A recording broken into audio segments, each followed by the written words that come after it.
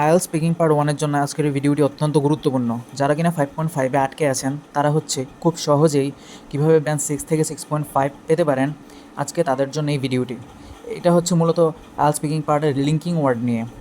বাক্যের শুরুতে যেমন আপনি ইউজ করতে পারেন ওয়েল, অ্যাকচুয়ালি, অনেস্টলি। তারপর হচ্ছে কোনো ইনফরমেশান অ্যাডের জন্য বলতে পারেন অলসো, ইন এডিশন, মোরওভার।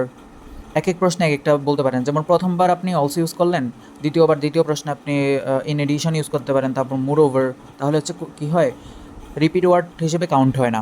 তারপর আসে যেমন গিভিং এক্সাম্পলের জন্য হচ্ছে for instance, such as, for example, এগুলো ইউজ করতে পারেন। তারপরে বিপরীত তথ্য দিয়ে যেমন however, on the other hand, but, এগুলো হচ্ছে বিপরীত তথ্য দিয়ে যদি। তারপর আসি হচ্ছে এক্সপ্লেইনিং রিজন এক্সপ্লেইন করার জন্য, তো সেটার কারণটা কি। আমরা মূলত বিকজ দিয়ে থাকি, তো বিকজের বদলে আমরা দিতে পারি সিন্স বা অ্যাজ। সেই ক্ষেত্রে এটা হচ্ছে খুব কার্যকরী।